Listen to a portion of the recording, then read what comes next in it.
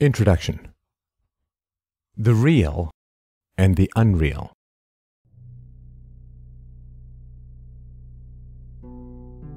When you look at the natural world, don't you think how beautiful it is? All the bounties of nature, vision, sound, and symmetry laid before us like an immeasurable feast for the senses. So much of our world is beautiful too. Art, architecture, technology, toys, food, these all delight the mind, the soul, and the senses. But above this beauty, we all know it, we can see it. Threatening to eclipse and extinguish it is a growing darkness that we cannot contain. War, debt, imprisonment, violence, abuse, corruption, these all stain our world, often increasing, seemingly without end. Our world, the world of the West, of freedom and philosophy, trade and democracy, is hanging by a thread. Greece burns, riots escalate, birth rates plummet, the youth flee, currencies dissolve, economies collapse, unemployment swells, prisons expand, families crack and break apart. The deaths of the dead strangle the unborn. Come on, we all want to fix what is broken. But you must have noticed that every solution we try just seems to make things worse. We try to solve the problem of poverty and create a permanent underclass. We wanted less economic inequality, now we have more. We created institutions to achieve economic stability, but still suffer through endless booms and busts. We tried to get rid of drugs and drug use expanded. We wanted to give kids a good education and end up with record dropout rates, illiteracy, and the forced drugging of children.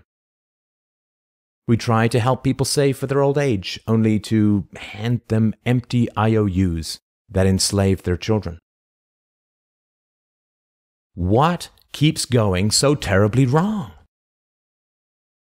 Well, when every problem we try to solve gets worse, everything we think we know must be re-examined.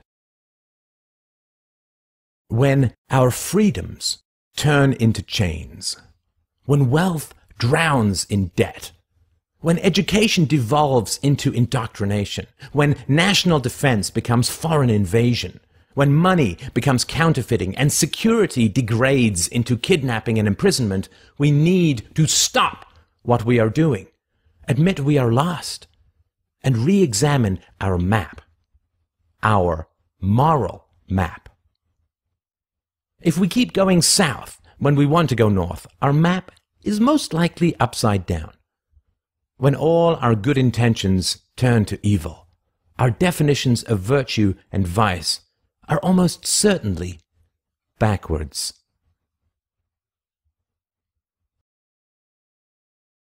Part 1. The world is a prison of words.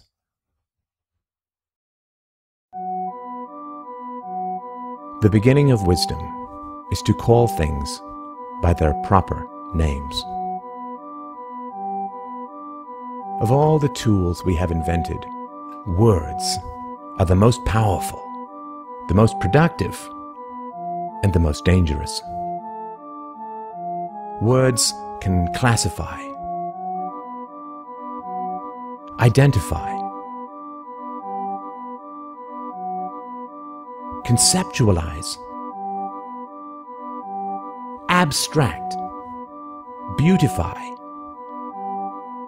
But words have a darker side as well.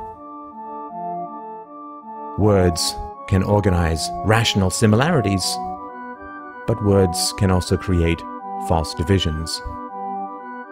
Us versus them. Citizen versus immigrant. Tyrant versus leader, terrorist versus freedom fighter, money versus paper. Through the slippery genius of language, crimes can be redefined as virtues, virtues as vices, enslavement as obedience, brute hierarchies as society, assaults on children as discipline. Euphemisms, misdirections, reversals, and outright lies infest our minds, bewildering, confusing, and isolating us. If we are to change the downward spiral of our world, we must escape from the fog of false words to the reality of reason and truth. Just think of the words that surround you that have no connection to anything real or tangible or true or good. You say you are an American, a Canadian, Danish, Iranian, or Australian. What is that? What is a country? A country is land, water, plains, and mountains, and something called borders that exist only in our minds, in drawings, in words. A beach is where the ocean meets the land, a real division. A country is a color on a map, an imaginary enclosure of legal containment. Countries arise when warlords run up against other warlords they cannot conquer, or when they have mostly finished killing off or enslaving the indigenous population. Countries are the chalk outlines of bodies, of ancient and modern crimes. Countries are the fences around farms, designed to keep you, the citizen, in place. When you go from one country to another, what changes? Not the color of the sky, your hairdo, or the laws of physics. No. All that changes are the enforced rules called laws, and the rulers who are legally allowed to enforce them. Countries are regions where the power of particular political rulers holds sway. They are land controlled by governments. When you say, "I am an American," what you're really saying is that you are ruled by the American government. It would be more accurate to say, "I am the property of the American government," or "proud livestock of the English tax farm."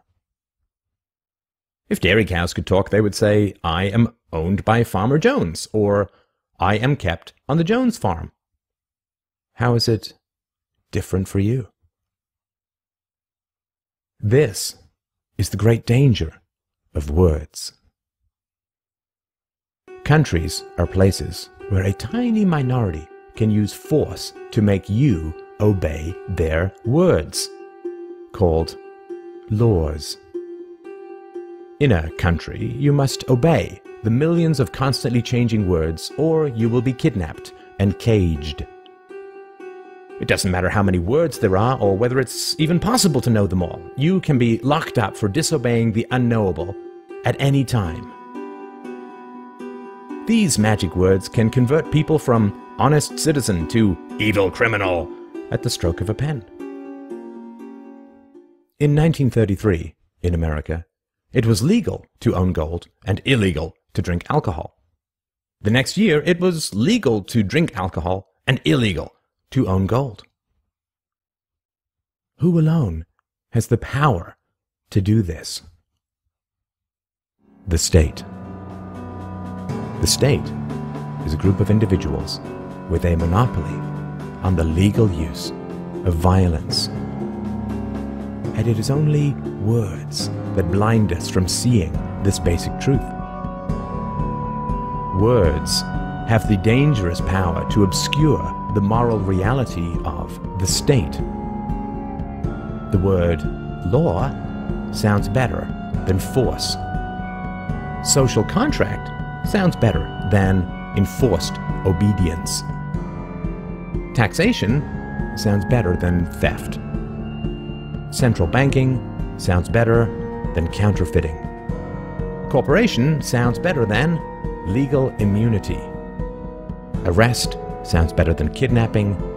National debt sounds better than selling off the unborn. Democracy sounds better than mob rule. Public school sounds better than forced indoctrination. Sorry, what's that? You say you are free because you live in a democracy?